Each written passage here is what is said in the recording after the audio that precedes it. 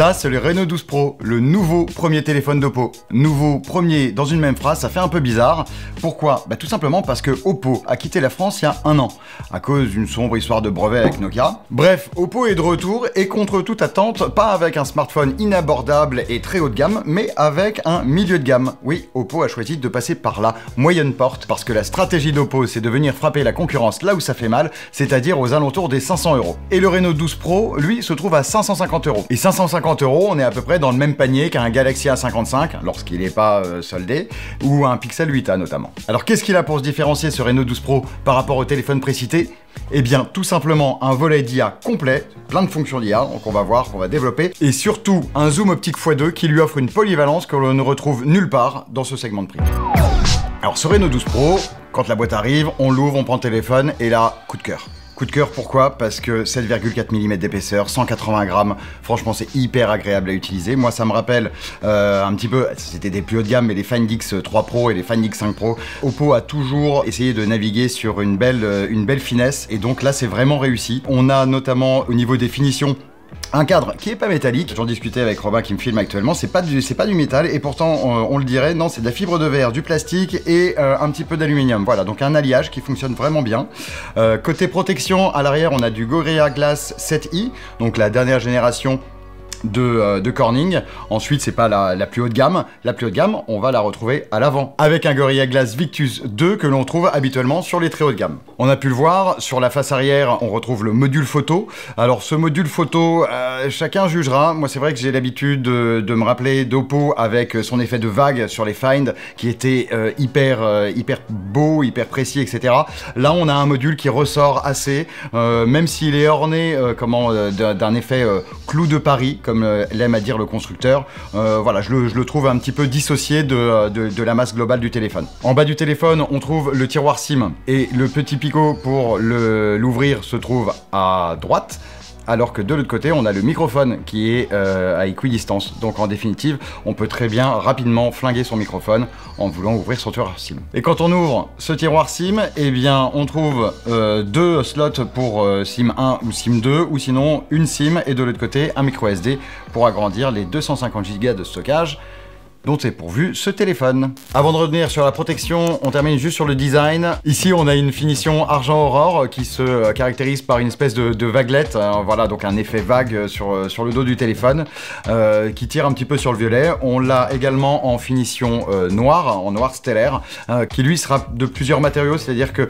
on aura comme un grain sur la partie haute. Ensuite, le logo Oppo sera dans une bande brillante, et une troisième texture de mémoire sur la partie basse. Ensuite, il faut savoir que quelle que soit la finition que l'on prenne sur son téléphone, on aura droit à un dos mat et non pas un dos brillant, et donc qui n'accroche pas les traces de doigts et qui est beaucoup plus confortable à l'usage. Et on en revient donc à la protection. Oppo veut vraiment que vous puissiez garder votre téléphone longtemps puisqu'il le protège durablement. C'est-à-dire que nous avons notamment à l'intérieur une nouvelle couche de matériaux qui a été insérée, un matériau qui s'inspire un petit peu de l'éponge, et qui va venir faire sorte de bumper pour tous les composants, donc c'est-à-dire un anti-choc vraiment plus efficient que ce qu'on a l'habitude d'avoir. Ensuite, il est certifié IP65, donc ça veut dire qu'il est résistant à l'introduction de poussière, et résistant aux projections d'eau. Attention, pas à l'immersion, et ça a son importance puisqu'il a une technologie Splash Touch. Alors qu'est-ce que c'est le Splash Touch? Eh bien c'est tout simplement une nouvelle technologie qui permet au Reno 12 Pro d'être utilisé lorsque son écran est mouillé. Habituellement, on est dehors, il pleut, qu'est-ce qu'on va faire? Son écran ne fonctionne plus, ça se barre dans tous les sens, on l'essuie contre soi et on reprend son texto, on se met à l'abri ou autre. Là, on peut sans aucun problème continuer à utiliser le téléphone, et on peut, même si vous voulez, l'utiliser sous la douche, pour faire ce que vous voulez. Le téléphone pour les Bretons. Ah ouais, tiens, mon bon sous-titre, la fonction pour les Bretons. Les bâtards. 6,7 pouces, AMOLED, 60 Hz, 120 Hz. C'est ça pour les données techniques de l'écran du Reno 12 Pro. On l'a passé bien évidemment sous notre sonde avec notre logiciel Canman, et en sortie de boîte, il offre déjà d'excellents résultats. Mais c'est dingue parce qu'on peut aller au-delà d'excellent, donc c'est-à-dire que l'on peut basculer en mode cinématique, et là on se retrouve tout simplement avec des résultats qui le placent comme étant l'un des meilleurs écrans de smartphone du marché. Cet écran est en définition Full HD+, il est sur une dalle de 6,7 pouces, néanmoins la résolution est suffisante pour que l'on ne puisse pas voir les pixels et avoir une consommation de contenu, notamment de vidéos, confortable. Lorsqu'on l'utilise en extérieur, eh bien tout de suite on s'attache à connaître sa luminosité maximale. Eh bien il est donné pour 1500 nits par Oppo et notre sonde a relevé une luminosité maximale à 1300 nits, voire un peu plus. Donc ça tombe dans les cordes, ça permet une utilisation confortable en terrasse de café notamment. Quand on parle d'Oppo, on parle forcément de son logiciel. Le logiciel d'Oppo, c'est ColorOS. Ici, on est en Android 14 et on est avec ColorOS 14.1.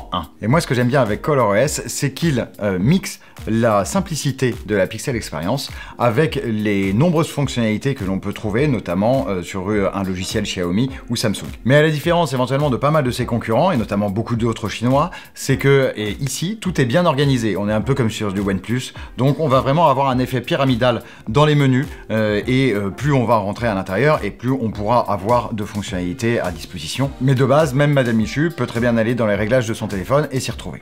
Et la nouveauté chez Oppo cette année, c'est Gen AI, son package de fonctions d'intelligence artificielle. Oppo vient donc faire comme tous ses petits copains, donc déployer ses fonctions ou en rassembler celles qu'il avait déjà potentiellement sous une bannière intelligence artificielle. Il faut savoir que la particularité de ce téléphone, c'est, je vous le rappelle, il est à 550 €. Et à 550 €, avoir de l'intelligence artificielle aujourd'hui, eh bien il n'y a que le Pixel 8a de Google qui en propose. Et on va avoir des fonctions photos, avec notamment Best Face qui va choisir le meilleur visage sur les photos de groupe pour avoir le meilleur résultat. On va avoir Clear Face qui va corriger le flou de profondeur sur les photos de groupe, et on va avoir AI Studio qui va permettre de générer des images IA à partir de vos portraits. Ça c'est pour la partie photo, parce que sinon à l'intérieur du système lui-même, on a le rédacteur IA, donc qui va permettre de rédiger des contenus assistés par intelligence artificielle.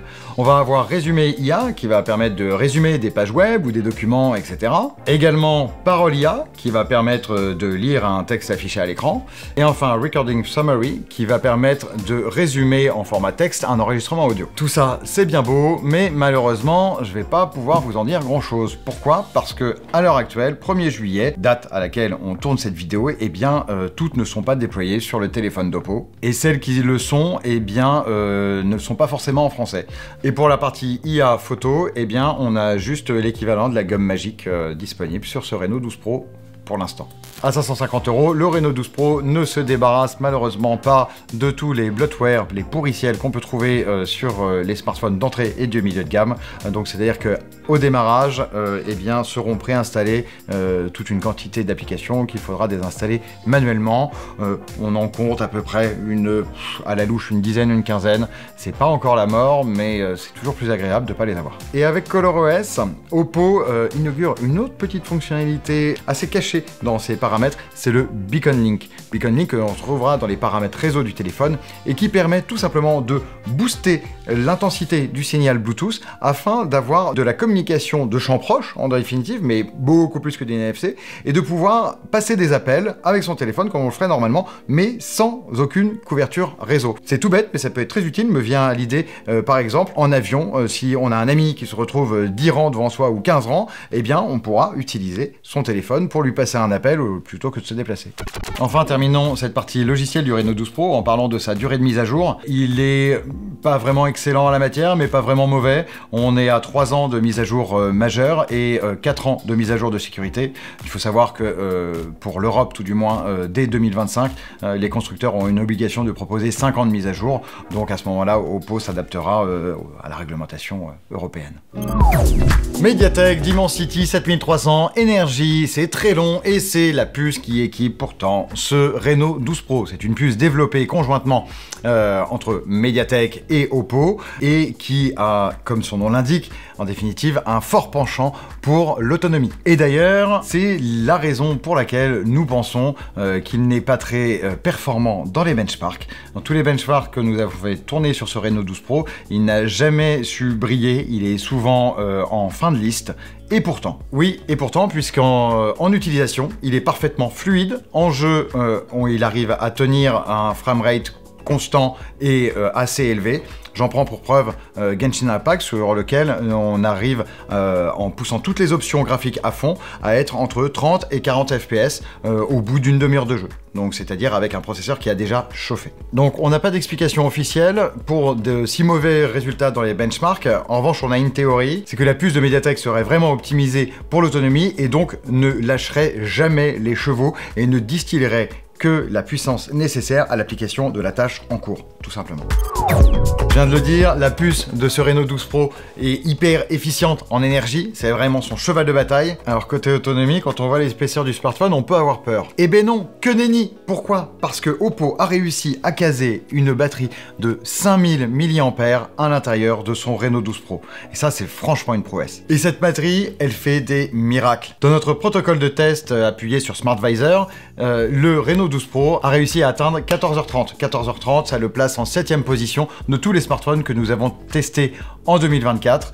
Et c'est le seul de sa catégorie à réussir à se hisser aussi haut dans notre classement. Nota bene, il surpasse même le Galaxy S24 Ultra de quelques minutes. Et pour charger ce Reno 12 Pro, eh bien, il n'y a pas d'induction. En revanche, on a une charge filaire rapide, puisqu'elle peut monter jusqu'à 80 watts. C'est une précision importante, puisque Oppo décide, en Europe tout du moins, de ne pas livrer son téléphone avec un bloc secteur. Il faudra donc en passer par un autre bloc secteur, ou sinon par un bloc secteur 80 watts qu'on va trouver chez OnePlus, un bloc compatible, un super VOOC, qui sera facturé 40 €. Donc 40 € plus 550, on commence à taquiner les 600 €, c'est un peu moins intéressant. Lors de notre test, on a utilisé un chargeur 25 watts pour voir la courbe de recharge du téléphone. On obtient 20% d'autonomie en un quart d'heure, on arrive à 50% aux alentours de la demi-heure, et il faut compter un peu plus d'une heure pour atteindre 100% d'autonomie. Mais gardez en tête que vous pourrez obtenir une charge beaucoup plus rapide, en payant 40 € pour avoir du 80 watts, ou sinon avec un chargeur aussi de plus faible wattage, comme un 33 watts ou un 67 watts. Sur la partie photo de ce Reno 12 Pro, on a 3 capteurs à l'arrière, un capteur à l'avant. À l'arrière, on a un ultra grand angle, un zoom optique, à l'avant un capteur selfie. Mais ce qui fait vraiment sa force, c'est ce zoom optique x2. C'est une rareté sur ce segment de prix. À 550 €, on va retrouver en face du Galaxy A55, du Pixel 8a qui eux en sont complètement dépourvus. Même, je vous dirais, un Pixel 8 qui est bien plus cher n'a pas de zoom optique. Alors qu'est-ce que ça vaut? On passe tout ça en revue. Le capteur principal du Reno 12 Pro est donc un grand angle de 50 mégapixels. Il offre un excellent rendu avec plein de détails, des couleurs saturées, une bonne netteté et un contraste ajusté. C'est du tout bon. Et ça, c'est valable de jour comme de nuit. De nuit, on n'a pas de détails bouchés dans les zones sombres, et il arrive vraiment à récupérer beaucoup de lumière, mais sans trop en faire non plus. Et ça, c'est important, parce qu'il y a tellement de téléphones qui veulent tellement récupérer de lumière que déjà, on va récupérer du bruit, et surtout, en fait, on ne va plus avoir de scènes réalistes. Là, on reste dans le réalisme, et surtout, peu de bruit la nuit. Très intéressant. Ce grand angle est également utilisé dans le mode portrait du Reno 12 Pro, un mode portrait particulièrement efficace, avec un joli bokeh, un détourage naturel et sans trop d'aberrations. De temps en temps, il peut y avoir une petite partie qui ne sera pas prise, il suffit juste de reprendre la photo dans la foulée pour avoir un bokeh parfait. Pour l'ultra grand angle, c'est un 8 mégapixels. Il a comparé au grand angle une plage dynamique plus resserrée, moins généreuse. Et donc qu'est-ce que ça veut dire clairement? Eh bien qu'on va avoir normalement des lumières cramées et des ombres bouchées. Sauf que Oppo abaisse un petit peu l'exposition de son ultra grand angle, ce qui permet de préserver les hautes lumières, donc on n'aura pas d'effet cramé à ce niveau-là. En revanche, dans les ombres, on aura beaucoup moins de détails. Et sur le rendu de nos photos, ça se voit assez. Ce qui se voit également, c'est le manque de détails quand même global. Ça, c'est induit par la faible définition de ce capteur, notamment, et parce que l'ultra grand angle est toujours compliqué à travailler. On a pu le voir sur d'autres smartphones de ce niveau de gamme, et il s'en sort ni mieux ni moins bien qu'un autre. On en vient au téléobjectif, un zoom optique x2 de 50 mégapixels qui est vraiment très performant. Il est un peu plus froid que le capteur grand angle, donc on va avoir une différence colorimétrique à ce niveau-là. En revanche, on a une bonne netteté, on a une bonne précision dans les détails, et ça, c'est valable de jour comme de nuit. Ensuite, il est en x2 optique, mais il peut monter jusqu'en x20 en hybride. Et là, eh bien force est de constater que de plein jour, les résultats ne sont pas si mauvais que ça. C'est-à-dire que c'est très exploitable jusqu'en x5.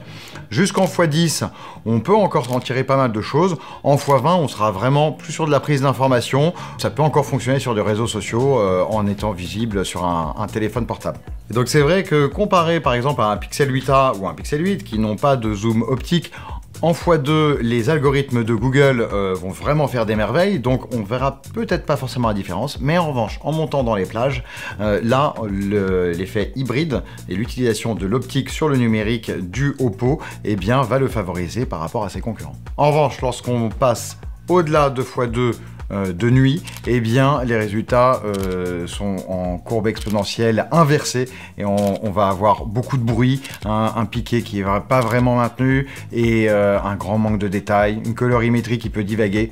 C'est pas terrible. On passe au capteur avant, capteur selfie de 50 mégapixels. C'est assez énorme, il permet de prendre des photos en plan assez large, en 0,8, en x1 ou en x2, ce qui permet une assez grande polyvalence. Il faut savoir que ça reste un seul capteur, donc en fait le téléphone vient cropper dans l'image pour venir prendre une image plus ou moins grande. Et ce capteur selfie, il a une particularité, c'est qu'il a un autofocus. L'autofocus, c'est une rareté sur les smartphones, et même sur les smartphones haut de gamme, puisque le premier, par exemple chez Apple, le premier à en disposer est l'iPhone 14, qui est sorti il y a même pas 2 ans. Le mode vidéo de ce Reno 12 Pro, eh bien, lui permet de tourner en 4K à 30 images par seconde ou en Full HD à 60 images par seconde.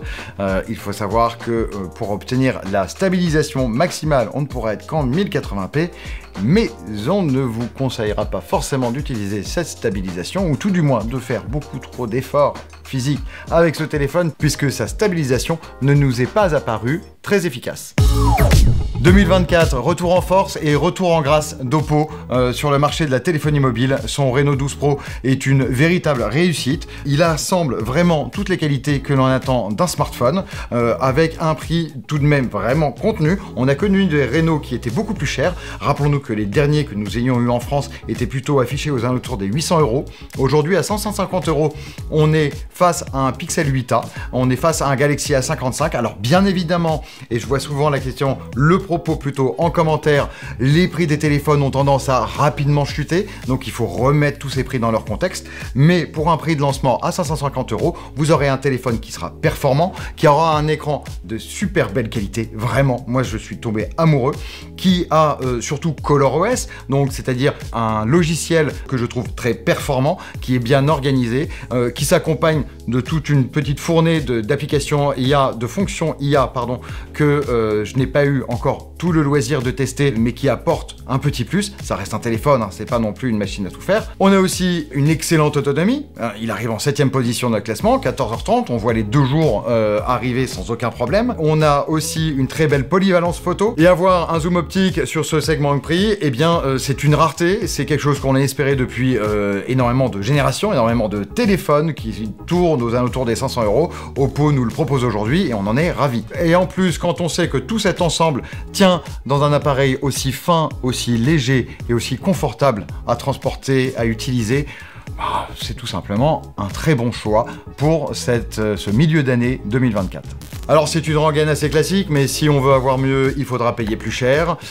Ensuite, si on n'a pas besoin d'autant, il existe de belles alternatives, notamment au niveau de l'autonomie. Je pense au Nothing Phone 2a, qui est excellent en la matière. Le Pixel 8a ne démérite pas pour autant, il reste une base vraiment solide. En revanche, c'est vrai que Samsung vacille encore un peu plus sur son trône avec le retour d'Oppo sur cette gamme de prix. Voilà, c'est tout pour moi. Merci beaucoup de nous avoir suivis. J'espère que cette vidéo vous aura plu. N'hésitez pas à activer la cloche des notifications, à vous abonner également et à lâcher un petit j'aime, ça fait toujours plaisir. Également, lâchez un commentaire en dessous. Faites vivre un petit peu cette section. Dites-nous ce que vous en pensez de votre côté de ce Reno 12 Pro. Est-ce que ce serait votre choix pour ce milieu d'année 2024? Quant à moi, je vous dis à bientôt. Portez-vous bien. Salut!